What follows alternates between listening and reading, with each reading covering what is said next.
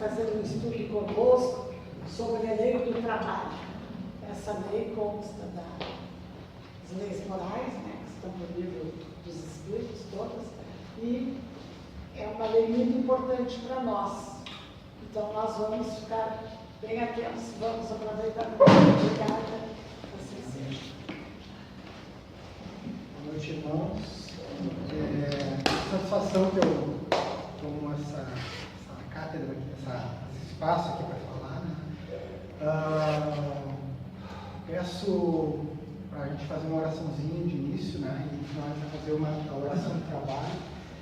Eu pensei em fazer uma oração espontânea, né? Então eu peço, nesse momento de turbulência que nós passamos, as bênçãos do nosso Senhor Jesus Cristo sejam misericordiosas com a dificuldade de cada um de nós no trajeto rumo à virtude. Está muito longe ainda de acontecer, mas que com esperança esse é o nosso destino e um dia alcançaremos. Esse momento de turbulência, que saibamos enfrentá-los com serenidade, com paciência, com resignação, e encontremos nessas qualidades o amparo e o remédio para enfrentar o dia a dia, que é cada vez mais difícil. E roguemos também para que todos os outros irmãos de todos os outros cantos do mundo também se conectem nessa vibração de esperança por dias melhores, porque o Consolador já nos prometeu dias melhores no mundo de regeneração. Que assim seja. Bom, para começar, né, só para situar aqui a lei do trabalho, nós temos no livro dos Espíritos 10 leis morais. Essas leis morais, ou leis divinas, segundo alguns autores, elas estão guardadas na consciência de cada um de nós. E a gente vai despertando à medida que a gente vai experienciando, né, as vivências, a gente vai praticando uma ou outra dessas leis, né, e até também saindo fora da estrada, né, e descumprindo alguma dessas leis, né, e segundo o que a gente lê na codificação, é isso que nos traz a felicidade, justamente quando a gente sai fora do caminho das leis divinas. Mas não é errado também, a gente não deve ficar se culpando por estar saindo toda hora das leis, a gente é imperfeito, né, e temos que reconhecer isso, né. Então temos 10 leis. Hoje trabalharemos o que tem na codificação, né, no Pentateuco, né, nos 5 livros principais, sobre trabalho, que é uma das leis das leis divinas segundo a nossa doutrina. Bom,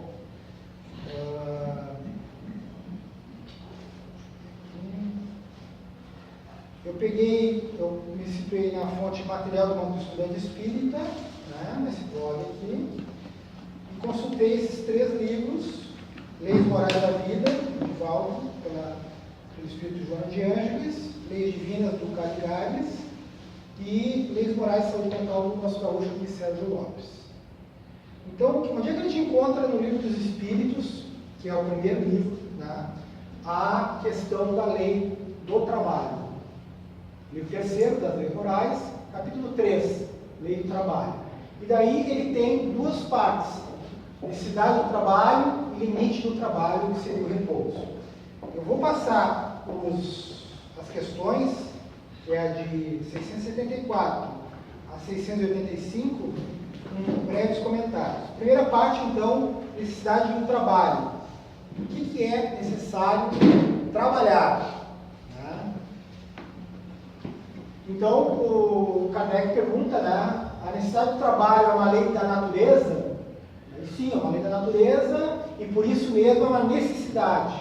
A civilização obriga o homem a trabalhar mais, porque aumenta as suas necessidades e os seus prazeres. O trabalho, então, é uma lei natural, né? Toda a natureza em si, ela trabalha, seja do ponto de vista material mesmo, né, né, fisicamente, né, quanto o homem também trabalha intelectualmente, né? Então tem várias formas de trabalhar. E tudo está em trabalho, está executando trabalho. Só devemos entender como trabalho as ocupações materiais? Não, né? Porque o espírito também trabalha, assim como o corpo. E toda ocupação útil é trabalho. Então, assim, toda ocupação é trabalho. Trabalho, como eu disse, trabalho intelectual também é trabalho. Né?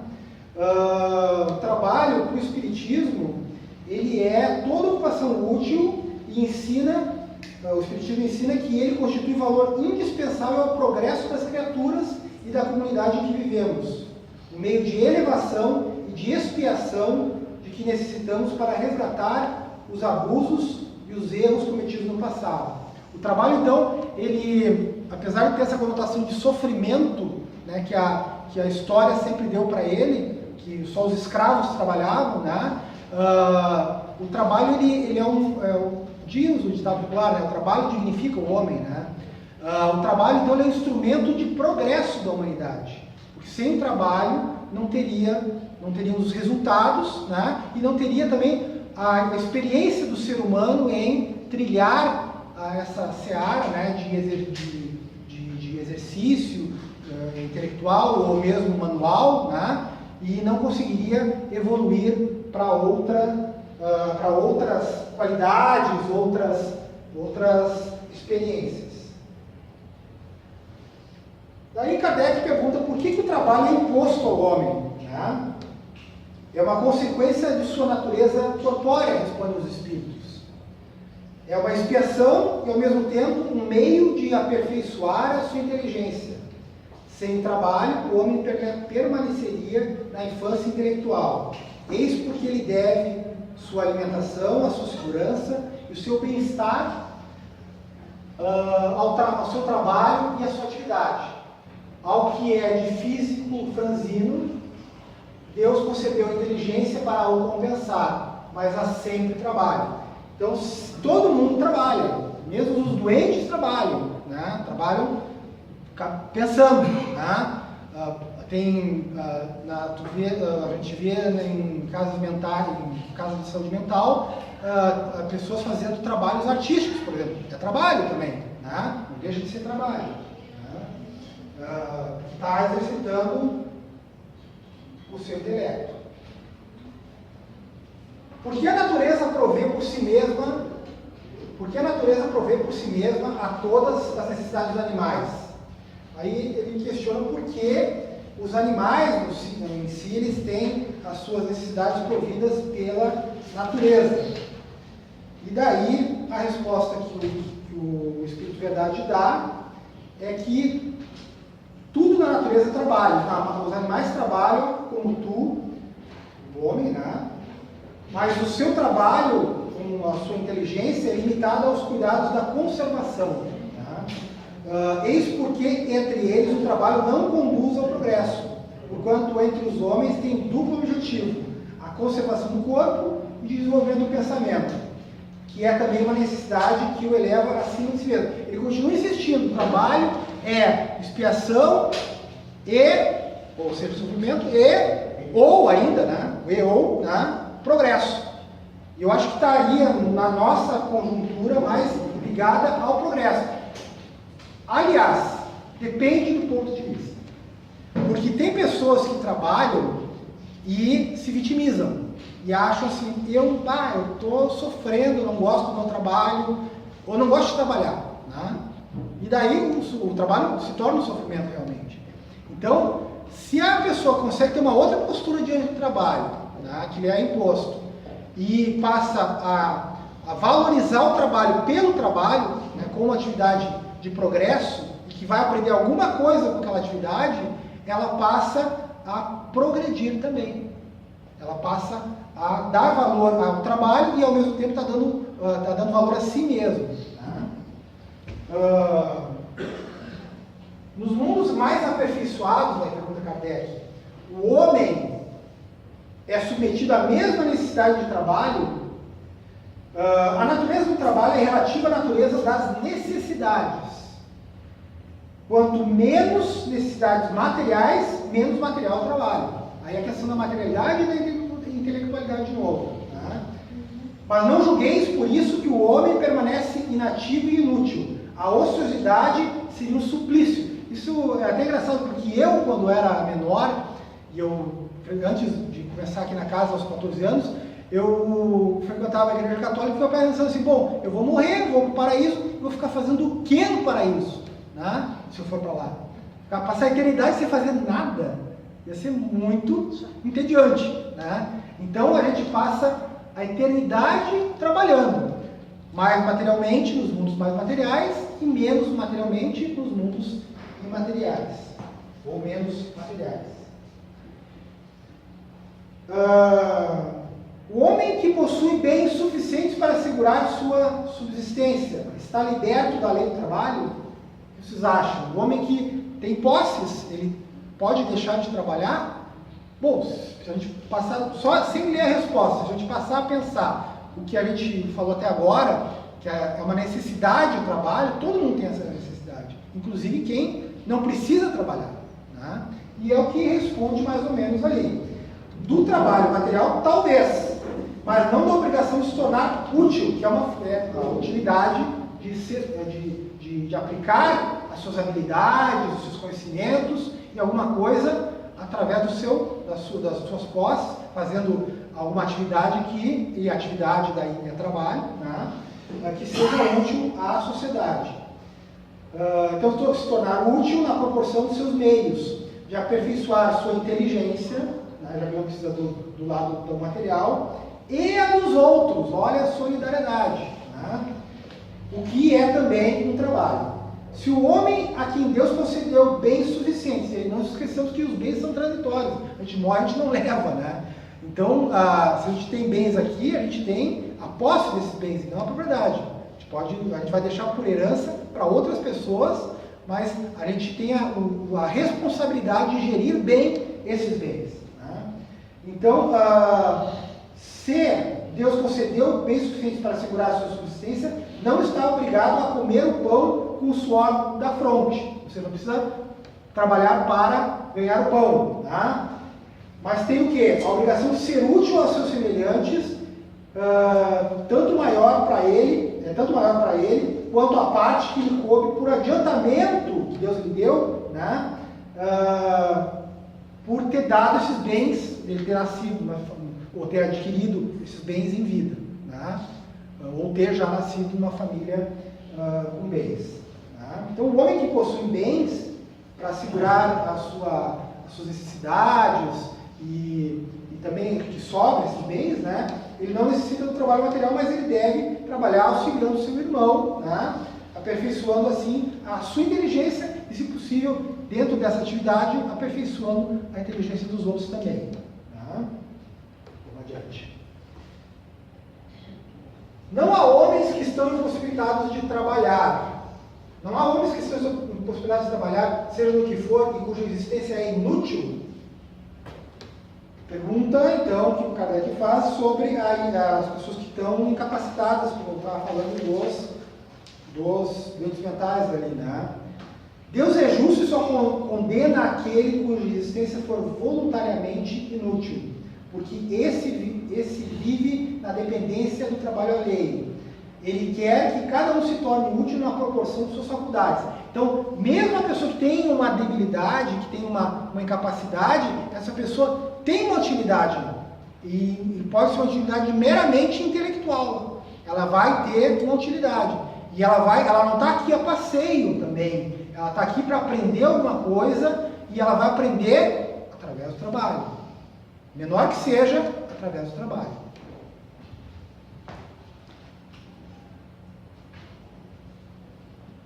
Daí ele pergunta, por fim, nesse item aqui, sobre a responsabilidade dos filhos em a obrigação de trabalhar para os pais.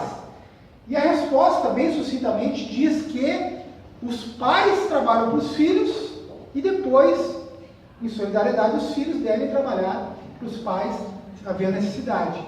É que nessa época, né, no ano em que foi ditado, não existia ainda previdência social, né? Não existia assistência social também, né? A seguridade social mais ampla falando.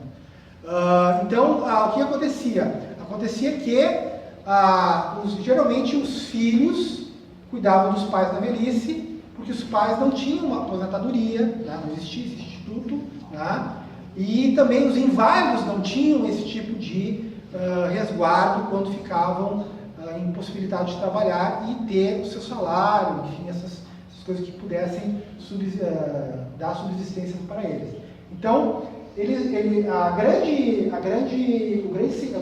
lição dessa resposta é que há uma solidariedade entre quem não trabalha, aliás, quem trabalha com quem não trabalha, porque não pode trabalhar, né? Então há que haver essa solidariedade entre essas duas partes.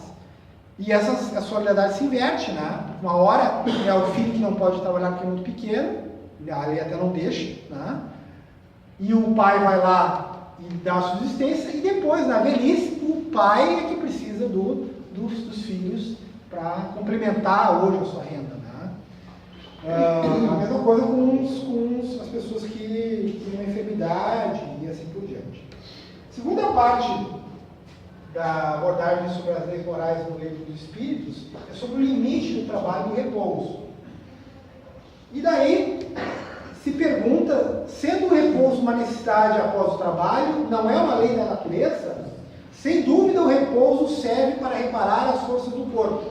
É também necessário para deixar um pouco mais de liberdade à inteligência.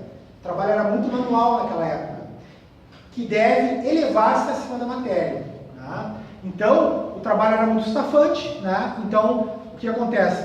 Há que haver o repouso também, né? Depois do trabalho. Tanto é verdade que isso é muito antigo, já no Decálogo, lá no Êxodos, trazia assim, ó, a santificação do dia de sábado, 6 dias trabalhará e farás toda a tua obra, mas o 7º dia é o sábado do Senhor teu Deus. Não farás nenhum trabalho, nem tu, nem teu filho, nem tua filha, nem teu servo, nem tua serva, nem teu animal, nem o forasteiro das tuas portas para dentro. Isso lá no tempo de Moisés, quer dizer, antes de Cristo ainda. Já se falava um dia separado para o repouso. Se falava em santificação, dedicado a Deus, tal. E até engraçado que eu estava lendo ontem a biografia do Divaldo, e ali traz que a Joana sempre se afastava do Divaldo nos domingos, né? E deixava sempre alguém sob aviso, assim, né? Porque ela ia ter com São Francisco, né? Ia passar o dia com São Francisco para se recuperar e tirar os miasmas, aquelas forças deletérias aqui da crosta que ela estava pegando, assim, por estar aqui com contato. E o Emmanuel fazia a mesma coisa com o Chico. Ele também, nos domingos, ele se afastava e ia ter com a esposa dele na época de Cristo, que eu agora não me lembro o nome, Lívia, né? Isso. Ele ia lá para as regiões celestiais para também tomar um banho, digamos assim, de energia para poder voltar e continuar o trabalho aqui na Terra. Então, até os espíritos evoluídos tinham esse dia de descanso para poder, né? Esse dia de descanso para poder se refazer e voltar com toda a carga e energia para poder trabalhar. Bom, e qual é o limite do trabalho? É o limite das forças. Não obstante, quer dizer, entretanto, todavia, Deus dá liberdade ao homem. O limite do trabalho é o limite das forças. Então, cada um tem o seu limite. Cada um tem o seu limite. Não é regra o limite de cada um. De todos, aliás. Né? Para todos. É bem particularizado. Que pensar dos que abusam da autoridade para impor aos seus inferiores um excesso de trabalho? Aqueles empregadores que, por estar numa posição de chefia, colocam seus empregados para trabalhar demais. Obviamente, você não precisa nem olhar a resposta, né? Pela lógica da ação e reação, você sabe que há uma consequência para essa atitude. É uma das piores ações. Todo homem que tem o poder de dirigir é responsável pelo excesso de trabalho que impõe aos seus superiores, porque transgride a lei de Deus. Então, há a questão da ação e reação. No momento em que o superior, o empresário ou o chefe coloca uma sobrecarga de trabalho sobre o empregado, ele está desvirtuando, né, ele está abusando da autoridade dele, da função dele, enquanto gestor, né, da mão de obra, e daí ele sem querer julgar demais, mas ele mesmo vai se julgar quando ele desencarnar e vai pedir até para compensar de alguma forma aquilo que ele acabou fazendo os outros passar. Né? Isso até, a gente está falando da época da Revolução Industrial, mas na época da escravidão também era muito comum isso também, né? Dos feitores e dos senhores de fazendas, né? Quando desencarnavam, ficarem primeiro atormentados pelos espíritos escravos que ainda estavam, né, enraivecidos, né? E estavam obsediando aquele ser que tinha oprimido tanto eles em vida, que depois acabavam encarnando até como escravos também, né? Então, para poder até resgatar essa situação. E por fim, para terminar o trato dos espíritos, o homem tem direito ao repouso na velhice? Sim, pois não está obrigado a nada, senão na proporção de suas forças. Mas o que fará o velho, olha, a palavra meio indelicada para os dias de hoje, né? Que precisa trabalhar para viver e não pode. O forte deve trabalhar para o fraco. Na falta da família, a sociedade deve ampará-lo. É a lei da caridade. E hoje em dia a gente tem os institutos da Seguridade Social, que é a aposentadoria, né? Assistência social, né? Então tem a questão não só da caridade, viver de caridade, mas também viver pelo esquema que foi montado pela mente humana, né?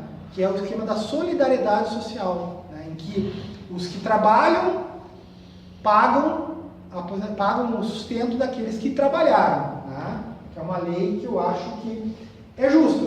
Todavia, o que tem que se comentar é o seguinte, que apesar disso, né, de parar de trabalhar, entre aspas, o ser humano nunca parou de trabalhar, Ele continua trabalhando enquanto ele está vivo. Porque se ele para de trabalhar, eu não sei se vocês conseguem lembrar de algum exemplo próximo de vocês, aquelas pessoas que se aposentam e ficam deprimidas, né? Ou ficam assim, começam a não fazer nada, e daí começam a adoecer,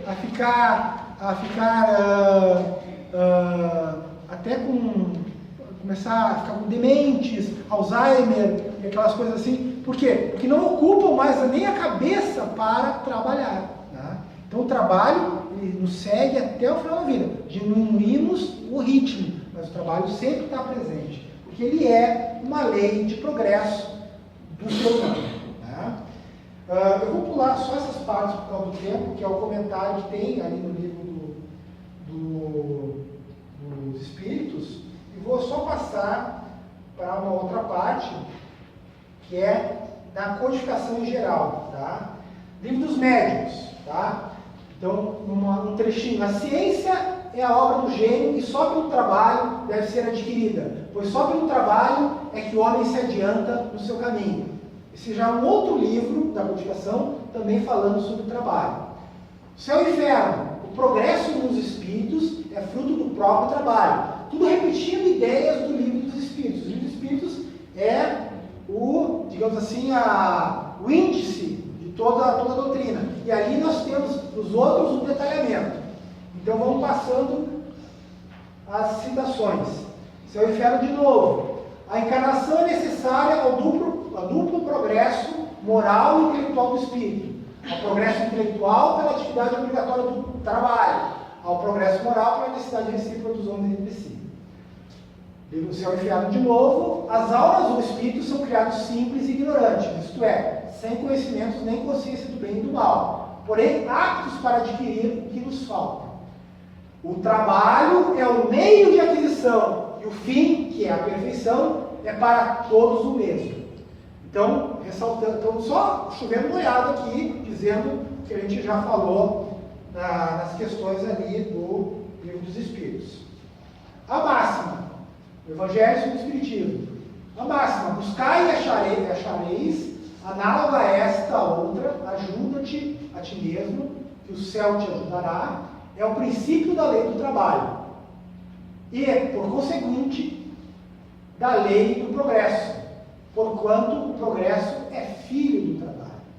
Olha que bonito, ó. Progresso é filho do trabalho. Tá?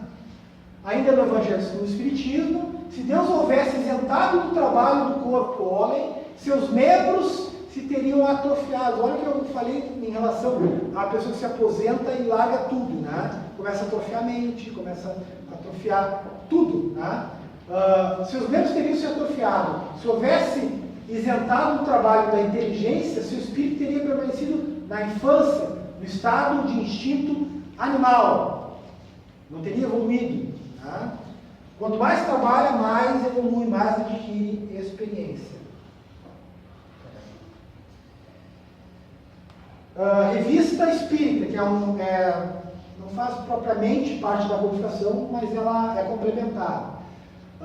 Quando experimentarmos qualquer pesar, devemos resistir e fazer todo esforço para não nos abandonarmos à tristeza, lembrando que nada se obtém sem trabalho. É aquele negócio de não ficar com as mãos cruzadas esperando que Deus provenha, né? Não, a gente tem que fazer a nossa parte, né? E fazer o possível, né? A gente faz o possível e rema. Se não chegar na praia, pede para Deus dar uma sopradinha para a gente chegar. Se para chegar é porque não era para chegar, a gente tem que se resignar e daí aceitar. Mas a gente tem que ter a consciência limpa de que a gente fez e continuará fazendo a nossa parte e vai continuar brigando, esperneando e lutando e cada vez indo mais próximo da sua evolução. A prece mais agradável a Deus é o trabalho útil, seja qual for. Não vos contenteis em pedir a Deus que vos ajude. Ajudai-vos vós mesmos, pois assim provareis a sinceridade da vossa prece. Olha só, a prece mais agradável a Deus é o trabalho útil, né? Trabalho como forma de prece. Até me lembrou agora aquela questão das mandalas, né? A mandala, que é uma forma de exercício mental que a gente faz, né? Girando um objeto que ele tem uma mandala física, né? Não as mandalas desenhadas. Mas também serve para mandala essa que agora está em moda de pintar, né? Que é uma forma de trabalho também, né? De exercício, né? Mas aquela mandala que é de arame, que vai abrindo e fechando, tu está fazendo um trabalho e tu está botando uma energia mental ali que não deixa de ser uma prece também, né?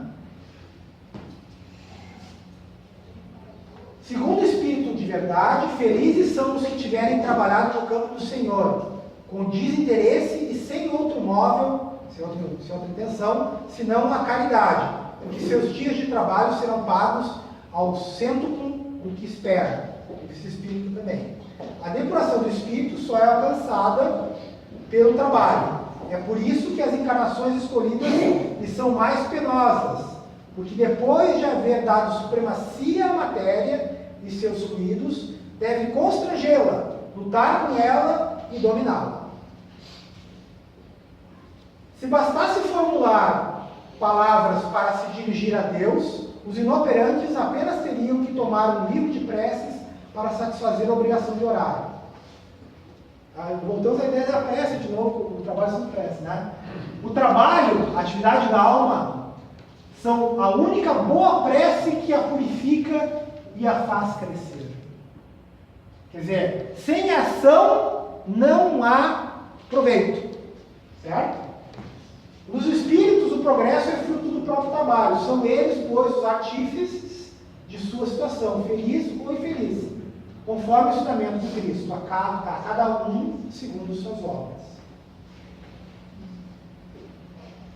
A verdadeira vida, tanto do animal quanto do homem, não está no envoltório corporal, está no princípio inteligente que sobrevive ao corpo. É a questão da vida após morte. Esse princípio inteligente necessita do corpo para se desenvolver pelo trabalho que deve realizar sobre a matéria bruta. O corpo se gasta nesse trabalho, mas a alma não. Ao contrário, dele sai mais forte, mais lúcida e mais capaz. E para finalizar, Luís de França, o espírito da codificação, tá, nos reafirma a informação de que os tempos são chegados, tá, e afirma uma mensagem recebida. Enquanto o homem negligencia cultivar o seu espírito e fica absorvido pela busca ou a posse de bens materiais, sua alma permanece, de certo modo, estacionária. A bondade de Deus é, contudo, infinita e ultrapassa a indiferença de seus filhos. Eis porque lhes envia mensageiros divinos que vêm lembrar-lhes que Deus não os criou para a terra, onde ficam apenas por algum tempo, a fim de que, pelo trabalho, desenvolvam as qualidades de sua alma. Pelo tempo, eu vou passar já para a prece final aqui. Essa só nos prolegômenos, que é engraçado que nos prolegômenos tem a citação do trabalho também. O homem que essencia o espírito pelo trabalho. E só mediante o trabalho do corpo, o espírito adquire conhecimentos. Então, a oração do trabalho, eu vou deixar aqui, né, para vocês, enquanto vocês se preparam para o passe, né, que vai começar agora, né? Tá, Paulo? Então, eu agradeço a paciência de vocês em me ouvir e agora vai vir alguém aqui para orientar o passe dos irmãos. Certo? Boa noite a todos, muito obrigado.